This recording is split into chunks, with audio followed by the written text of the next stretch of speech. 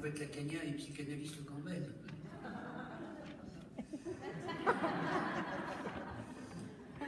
Et donc, c'est une fille d'une très grande finesse clinique.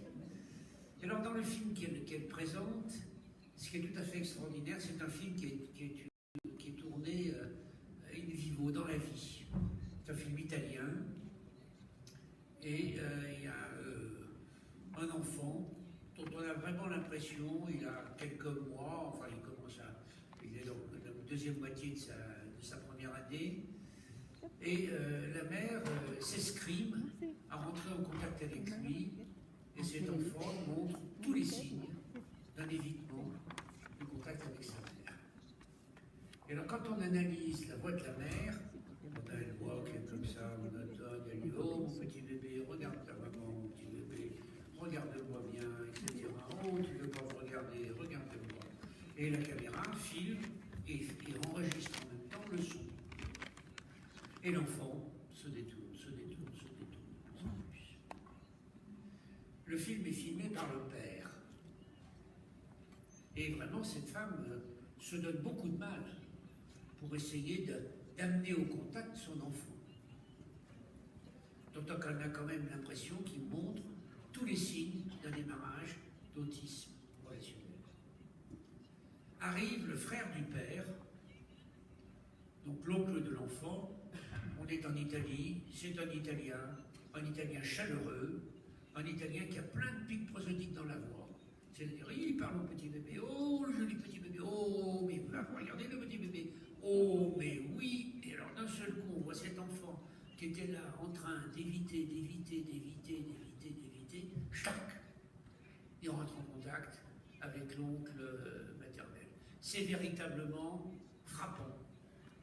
Et c'est là-dessus que Colwyn Trevarthen va beaucoup travailler, sur le fait que la communication primitive, quand elle passe par la voix, alors j'ai oublié de nommer la psychanalyste, elle s'appelle Marie-Christine Laznick, c'est quelqu'un, faites-la venir au Mexique si vous voulez, elle a vraiment beaucoup de choses à dire sur ses observations sur tout l'autisme.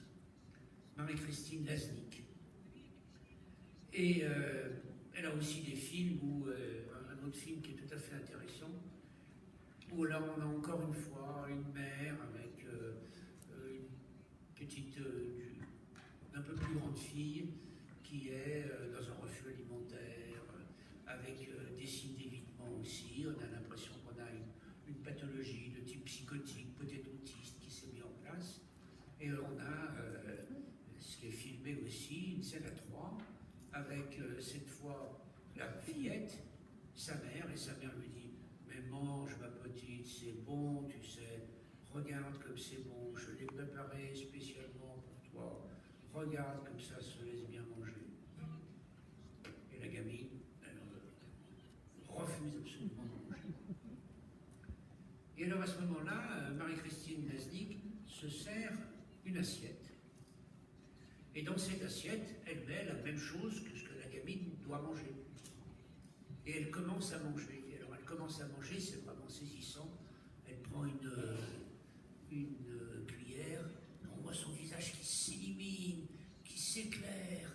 Et elle commence à goûter la cuillère. C'est bon, c'est bon, c'est bon, c'est bon.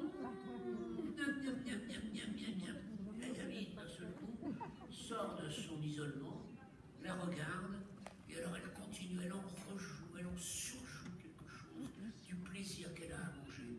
Et au bout de 2 minutes, la gamine prend sa cuillère, plonge dans l'assiette et commence à manger.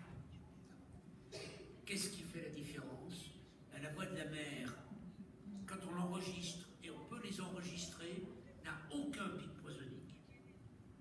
C'est une voix monocorde, c'est une voix sans variation, sans écart, alors que la voix de Marie-Christine Laznick, un petit peu surjouée, un petit peu surfaite, elle monte, elle descend, elle monte, elle descend, elle monte, et elle donne tous les signes d'un plaisir extraordinaire découvert là-dedans. Alors les travaux de Colwyn Trevarthen sont des travaux importants, et c'est des choses qui sont importantes pour nous, les cliniciens. Et quand dans les protocoles de recherche qu'on a mis en place à l'université, l'Université de Lyon sur le traitement des enfants autistes. Ce qu'on a commencé à apprendre aux jeunes praticiens qui voulaient se lancer dans les psychothérapies d'enfants autistes, on a commencé à leur apprendre les pics prosodiques. On a commencé à leur apprendre comment on communiquait avec un enfant en menace d'autisme ou avec des symptômes autistiques, comment il fallait effectivement à ce moment-là jouer, surjouer. Et on a pu dire par exemple qu'avec un enfant autiste, jamais un objet ne devait tomber sans qu'immédiatement l'adulte présent fasse un badaboum ou un vlan, c'est-à-dire avec les pics prosodiques, avec un accompagnement tout à fait important. Donc ça, c'est les travaux de Colwyn Trevarthen qui sont à l'origine, mais vous voyez comment on en apprend sur la symbolisation. On apprend que la symbolisation première, elle passe par les pics prosodiques. On va voir qu'elle passe aussi par toute une série d'accordages, selon les termes de Stern, ou d'ajustements.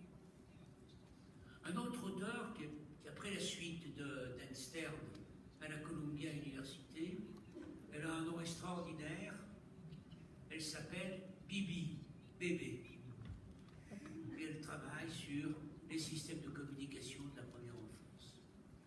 Alors je passe plus rapidement dessus parce que c'est moins directement intéressant pour l'instant. Si on avait beaucoup de temps, j'essaierai de vous montrer en quoi c'est intéressant, mais ça nous emmènerait très loin.